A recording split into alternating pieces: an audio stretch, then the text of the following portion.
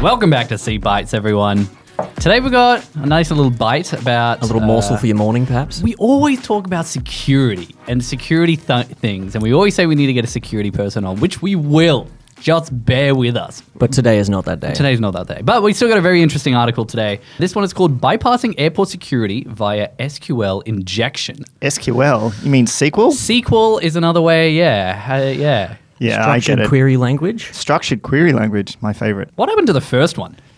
Who knows? All Wait, right. there was a first one? Yeah, SQL, you know? Yeah. Oh, what happened to the prequel?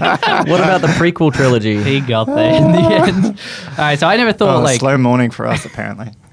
I never thought you could hack an airport security. I always would have thought that these sort of websites and any third parties around airport security would be very, very heavily reviewed. This is worse than when you think it is. Oh, no. But let's give you some background details. We need to understand some background on planes and flights and security stuff there. Should we explain what SQL injection is? Or No. We'll get to that. We're going to get to that. We'll get to that. For now, let's just get some backstory on how some of these security stuff work, and then we'll say how they actually got hacked. Jeez, right? guys, stop interrupting Will. Let him talk.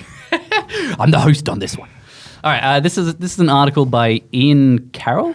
When you go through airport security and you go get your luggage and stuff all scanned so they know what all the weird things you're bringing on the plane, there's usually a separate lane for the pilots and the crews and all that stuff, right? It's something called the known crew member. A KCM is what they call it. So if you're a known crew member, you can essentially scan your barcode, or you can give them some, like the TSA agents, some personal ID and all that stuff, so they know you're a known crew member, and you can just kind of walk on through. Known crew member. But there's another one as well. Often pilots, when they have to fly, there's usually like a secondary seat behind the pilot seat. It's called a jump seat in the cockpit. So when pilots need to fly, sometimes there isn't room for them as like a passenger. So they'll sit in that jump seat when they're flying and stuff. For Right, so a pilot who's off duty, that is. Yes, that's right. It's the person not flying the plane. This is called the Cockpit Access Security System. So this is specifically for pilots. And that goes through the same thing. They kind of scan their pass and all that, and they know, you're a pilot, you can sit in the jump seat. So those are the two key things, and those are managed. So there's So for all of that to happen, there's an API managed by ARINC. ARNIC is just what I'm going to call it. All right, ARNIC. And they essentially set up, they essentially have all the APIs that, like, the different airports and the different airlines will have their own system that calls the ARNIC API to check whether these pilots have access, right? There are 77 airlines currently participating in the Key Crew Member program, but not all of these airlines are large enough to build their own system to call this API. Makes sense. Crew verification requests is, for example, one of the things they could send to get that back. Cockpit access? Yeah, there you go. So here comes the issue. We've got something called FlyCAS, right? Fly Cockpit jeez Louise. Cockpit access. Yeah. Security system. That's exactly. Yeah, that's what CAS stands for.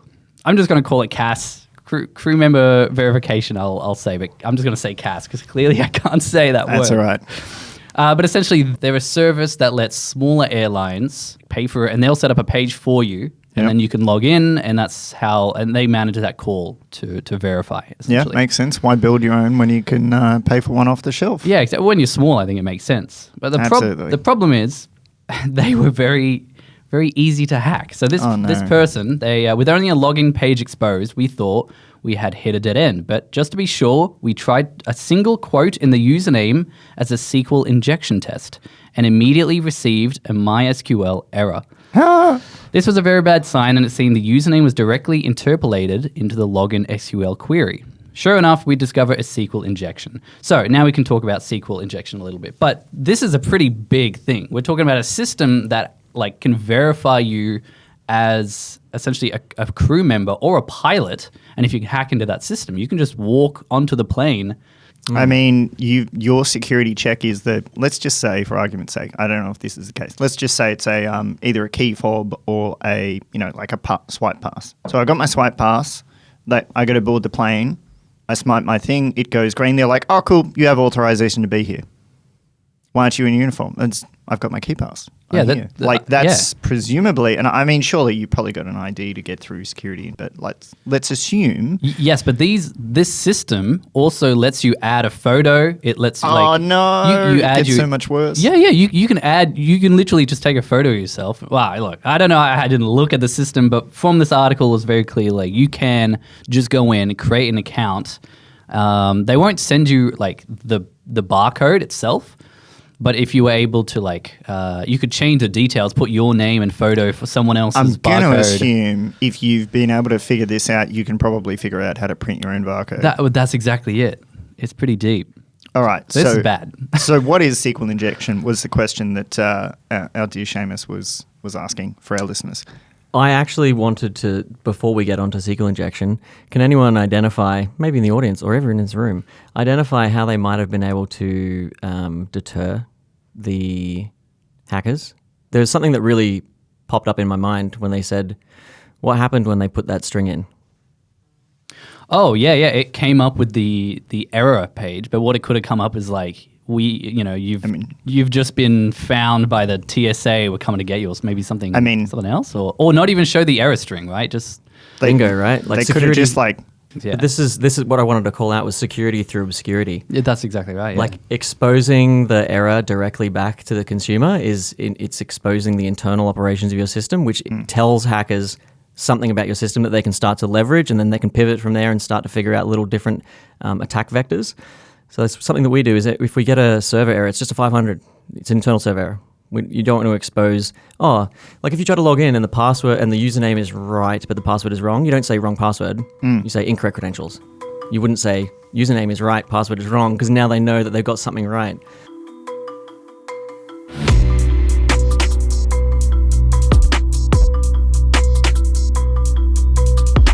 Yeah, so explain SQL injection to us. I don't know if this is still the case, but back when, years ago when I kind of first learnt about SQL injection and other things, it was the number one attack vector for most things. It's probably still pretty up there. I don't know what it is for 2024, but yeah, it was still kind of one of the number one things. And so you basically get a field, and that field goes directly to the database where the SQL is executed. And there's no sort of validation on that field, and so as a result, people can essentially terminate the existing SQL statement, and they could do that with, say, putting in a quote and then one, or putting in an or statement and saying or 1 equals 1. And basically what happens is that terminates the existing statement, and then they can put in additional code that will run after that. So the first bit of the query, however long or whatever it is, will fail, or they'll cause that to end, and then they can essentially inject whatever SQL they want to run after that, and it will execute that. So it won't necessarily pass the server validation and other things and return you the response, but it'll execute. So there's ways to get that information then out of the systems. String interpolation, I believe is the term, is basically the query gets dumped directly in to where the variable's being injected into your SQL query, and then it just executes. And it usually, particularly in JavaScript, it's like it happens if you're just concatenating strings together, essentially. Yep. Most libraries nowadays have safeguards against this, right? You put your query in and you put like a $sign or like some sort of variable to say what those inputs are, and then you have like a separate like input that you then put those values in, right? And it'll pass those and make them safe, right? Yeah. But if you're just concatenating a SQL query together, yeah, exactly. Once that then gets processed by SQL, it doesn't know what's a special character. It doesn't know that your quote sign is like a part of the string. It doesn't know. Yeah. So I just had a look, and your comment about SQL injections being right up there.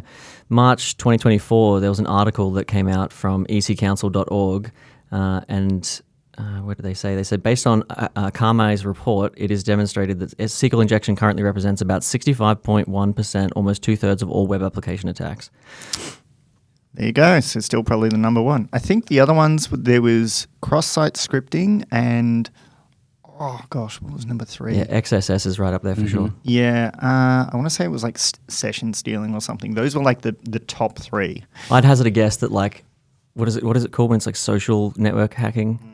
I'd say that's probably quite up Social there. engineering. Yeah, social Yeah. engineering would have to be right up there. SQL injection, cross-site scripting, and then any kind of, what'd you call it? Was social Social engineering. Yeah, that one, social engineering. That's all right. It's one Those of are the those three that whenever you do like an intro to white hat hacking course or how to defend your systems, those are the three ones that come up first. Seriously, you and I've totally blanked on the terminology for how you protect against SQL injection. But Parameterized query is usually how they.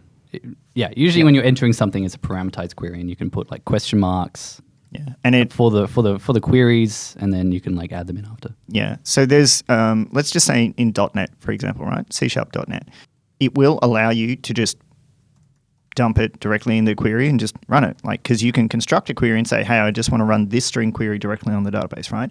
Or you can construct it with parameters, and those parameters will then go through Microsoft's whatever, and yeah, it'll make it safe and it will filter out and prevent SQL injection. So it's like the tools are there for us to use as engineers, but it is just so easy to be like you could very easily do it. And I've actually done it before. I worked at a company where we actually were attacked with SQL injection, but they were clearly some sort of white hat because they sent us an email and they were like, hey, just FYI, I have your entire database. And we were like, sorry, what?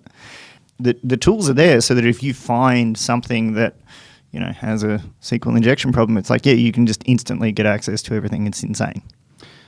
Yeah, so the if you do want to learn about it, I know SNYK have a good SNYK. They have a good article on it, and there's a little demo if you wanted to try it out yourself. They'll do a better job of explaining it than I will. Yeah, but it is, like you said, there are easy ways to get around it. So the fact that this system has it, particularly for something like about security and verifying people, I think is insane. Especially for the login page. Like, it's not some random variable somebody forgot about it. It's like, it's the login field. Come on, guys. Yeah, and this was just a publicly accessible web page. You just go on with /ATI, for example, for like one of the airlines. And so what they've done, with SQL injection, they were able to log in as an administrative user. Yep. And there are no other security checks apart from that. Once you're in as an admin, you're in. Yep. It doesn't check for anything else. You can create accounts, you can change accounts, etc., with no other security checks. What they ended up doing was they didn't contact Flycast, the web page owners, about this because they were worried it would scare them, and they thought that Flycast was just run by a single person. Right. So instead, they informed the Department of Homeland Security instead. Oh, because wow! I can imagine if I was a single person running Flycast, for example, and somebody sent me a thing being like, "Hey, just FYI, I found this vulnerability. Here's how you can fix it." I would be incredibly grateful. Yeah. Whereas if I got contacted by Homeland Security, like I would be cacking myself. That is a big security risk. Maybe that was the right way to go, but is that not maybe a few steps ahead? I don't know. What do you think, Seamus? Yeah, is this like criminal negligence? Is this like the level? This is kind of interesting because we don't often think about the impact of our code changes, and if we introduce vulnerabilities, if you work for like a military organization, that borders on like criminal negligence because you've potentially allowed someone to take advantage of a major piece of infrastructure. But I don't know. I don't know where I sit on going to Homeland Security versus telling the people first. So if this person is American, for example, they probably have a very, very strong opinion. Like they would naturally have very strong opinions about a vulnerability related to airlines. Yeah. So I wouldn't be surprised why they would feel like it's their patriotic duty to go to Homeland Security and let them know, because even if they tell that company, how long does it take them to fix it? Whereas Homeland Security could like immediately do something about it or take some action to stop this from happening.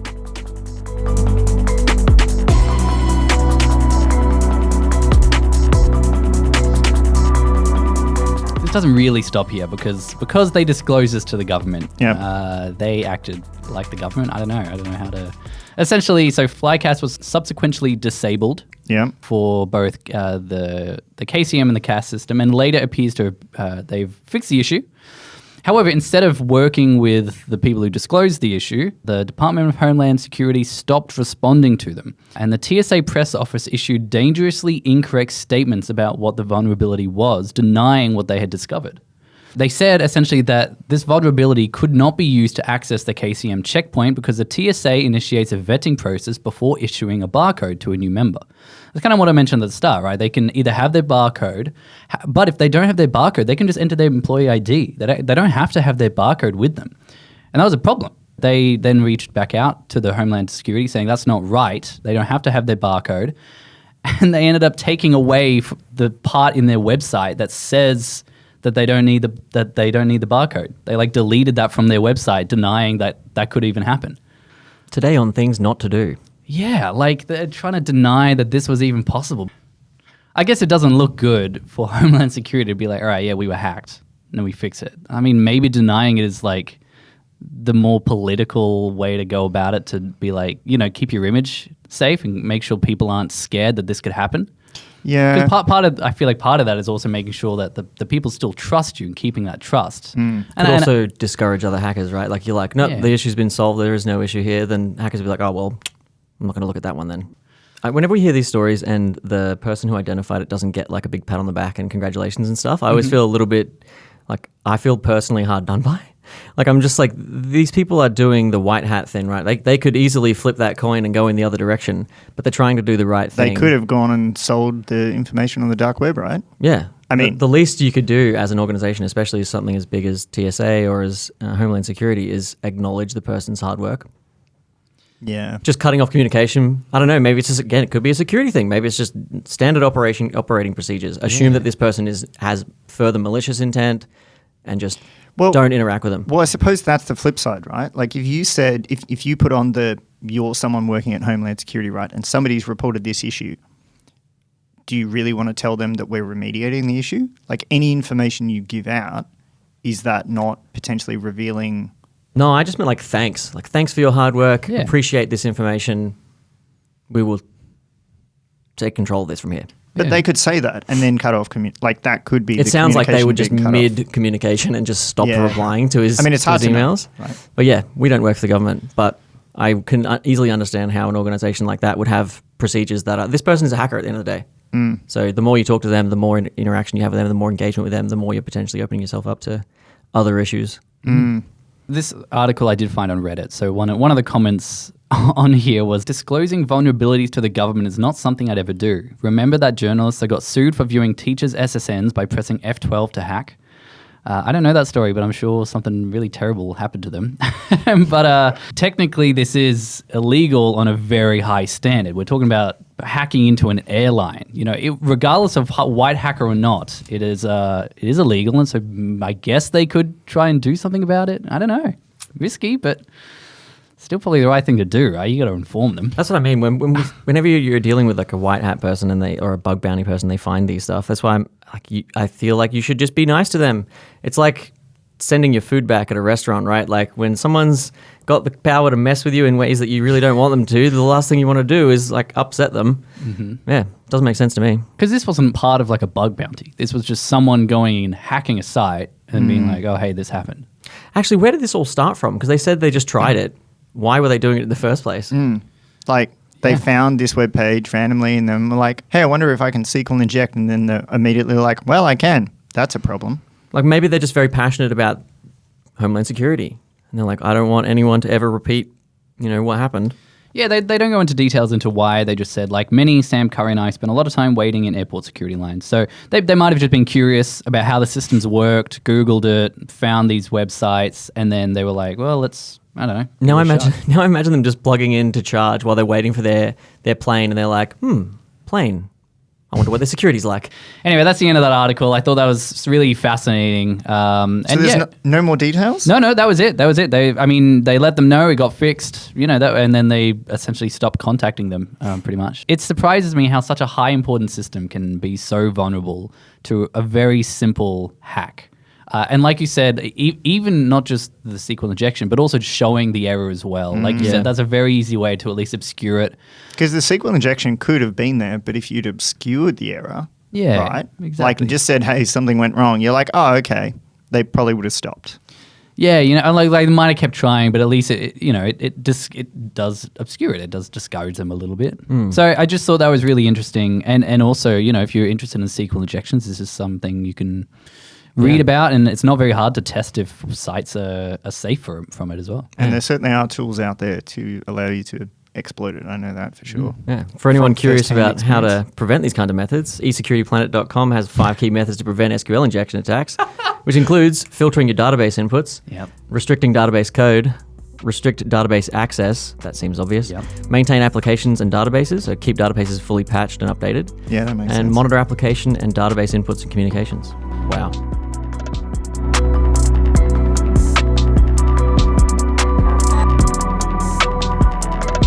All right, so I wanted to talk about job interviews and just talk about like past experiences. And I kind of wanted to start off with my first major interview for a full-time software engineering gig. It was at a company that wrote in PHP, and at the time I was doing a lot of PHPs.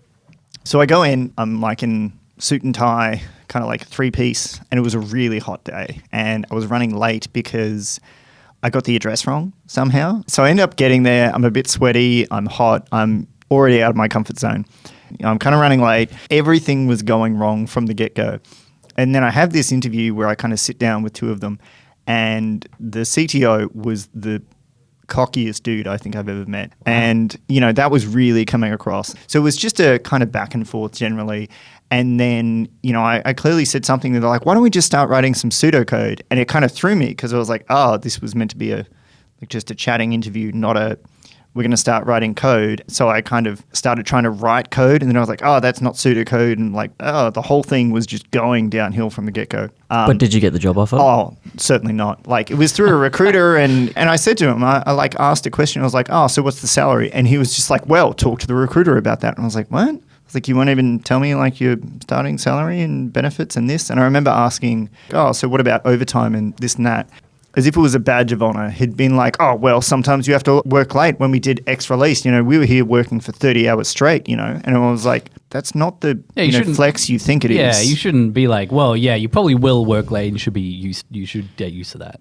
Obviously, we have late nights sometimes. He's trying to filter people out right at the get-go. Yeah, like, he's just being honest up front. He's just letting you know what the expectation is going to be. If that's the expectation he wants to have, that's not the place for me. I guess. Yeah. I mean, if you want that environment, I guess at least is being honest, I suppose.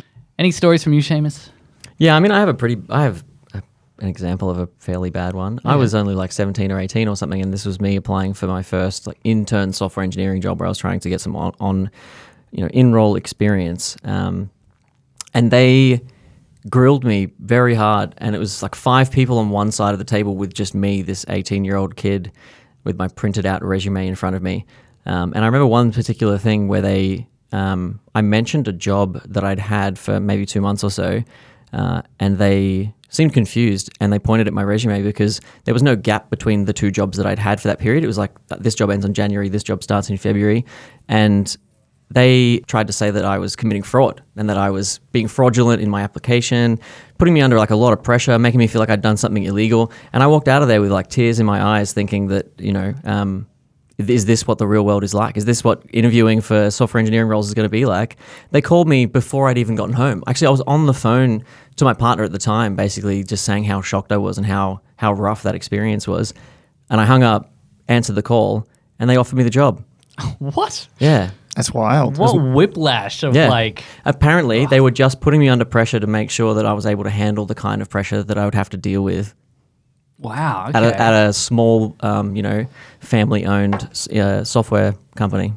So that sounds like a toxic environment. Well, the thing, I remember you telling us a story though about a manager who would sometimes put you under pressure, and for that reason to help you get better at handling it. And you actually spoke highly of him because you remember that experience and you think it made you a better dev. But that was always coming from the perspective of like what was in my best interest and my benefit, like putting me in a position to have to challenge myself, which we do that here at Seek as well, right? Like we have this Venn diagram of challenge where you want to be in the orange, where you're not so comfortable that your job is too easy, but not so hard that you're stressing out to the point of wanting to run away, but being in that uncomfortable area.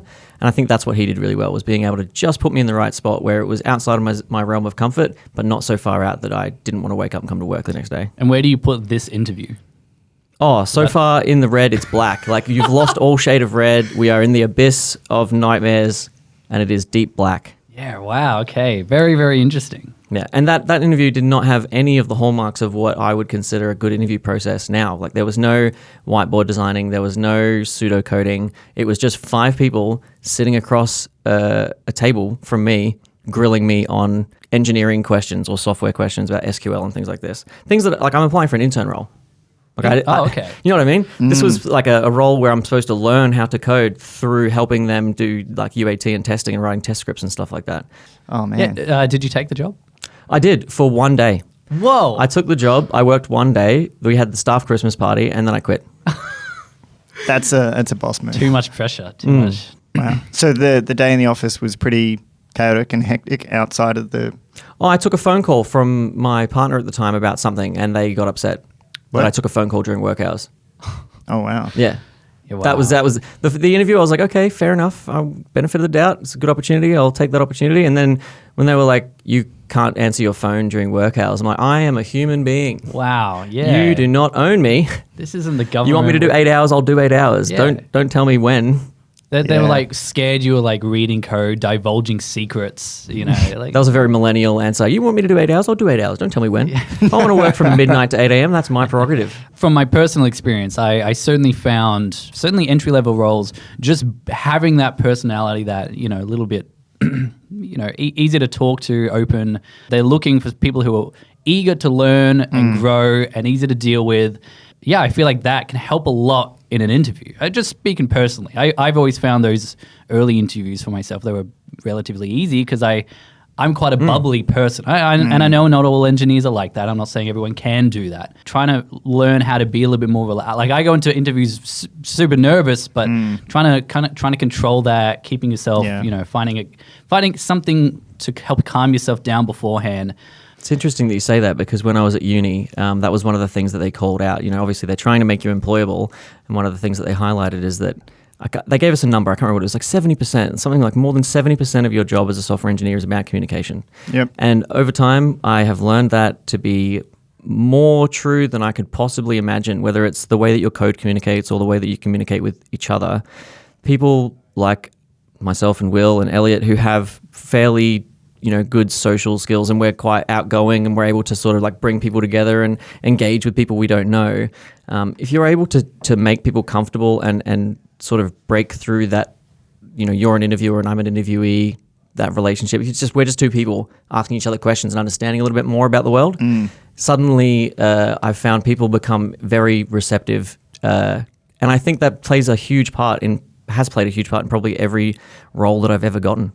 I think there's definitely some key points of advice I'd give. So one, you should be comfortable saying, I don't know, especially for entry-level positions. Like, look, as seniors or staff engineers or above, like, we don't know stuff all the time, or we forget things because it's like, I don't need to know off the top of my head. Like, I have Google, I have Copilot, I have ChatGPT, I have a bazillion other resources.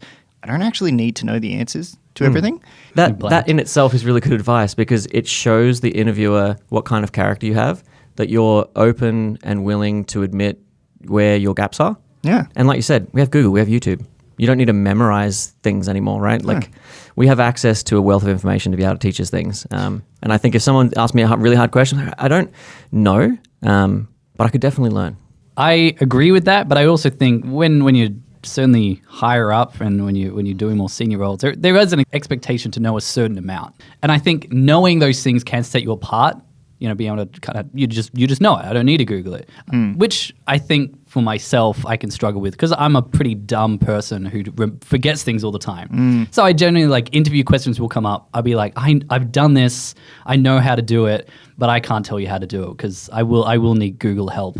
And I think that can let me down sometimes on interviews with someone who just can say it and just know it. So that there is a balance between that, I think. I feel you in that. I feel like I call it trivia syndrome. The second we're in an official kind of environment, right, and you ask me a question, even about something I'm incredibly knowledgeable about, my brain just goes, sorry, I've just deleted that information. That's a very, very real thing. And I'm I experience that all the time. It's like exam panic, you know? Once you put someone under pressure, your brain like loses the ability to access the information. It's like an actual biomechanical thing that's been identified. When you put someone under pressure and anxiety, your cognitive capacity is severely reduced. And that's why I said, if you can get past, like what we were saying before, if you can get past that awkwardness and that discomfort, you're going to do much better.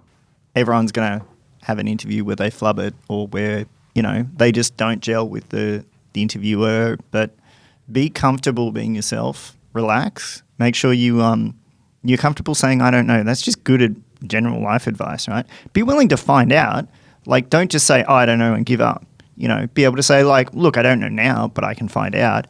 This is what I do to find out. On the topic of not knowing things, I did bomb an interview very recently for a staff engineer role, and it became immediately apparent to me what the gap was in my knowledge. And actually, this kind of comes back to our side projects conversation we were having recently in one of our previous episodes. I am only familiar with how we do things at large scale at Seek. When we have billions of dollars to invest in our infrastructure and in our engineering, that's the only way that I know how to build things. I haven't worked on small projects with no budgets. And in that interview, it became immediately obvious to me that was a gap, because one of the core requirements in the design, system design part of the interview was we have no budget. We have to build a website like Seek's website. So rebuild Seek's website, but it's just you and 3 engineers and you have no money at all. And as soon as you do that, everything for me, everything fell apart, because how do we handle monitoring, tracing? How do you build, do you use API versus Lambda, API gateway, S3, Dynamo? We probably have a decent understanding, most Seek engineers would have a decent understanding of costs related to infrastructure like Dynamo and RDS and things like this. But if you said you've got no money, how would you do it differently? That's just not a situation that I've ever been put in. Whereas my partner, who also works at Seek, has worked on quite extensively, worked as the lead engineer on a side project where they had no money, and she had an interview, that exact same interview with that exact same team, and absolutely nailed it and got a call back the next day. And we talked and discussed our different experiences, and it was so obvious that all the questions that they were asking, she was able to answer because she'd done that. So my piece of advice for people going into tech interviews is maybe think about what your gaps are. Think about the company that you're applying for, the scale of that company, and what kind of things that they might demand of you. If it's a small studio startup, they probably don't have a big budget. And if you've only ever worked with big budgets, maybe have a go at building some things with no money. Try to replicate what their site does with no money.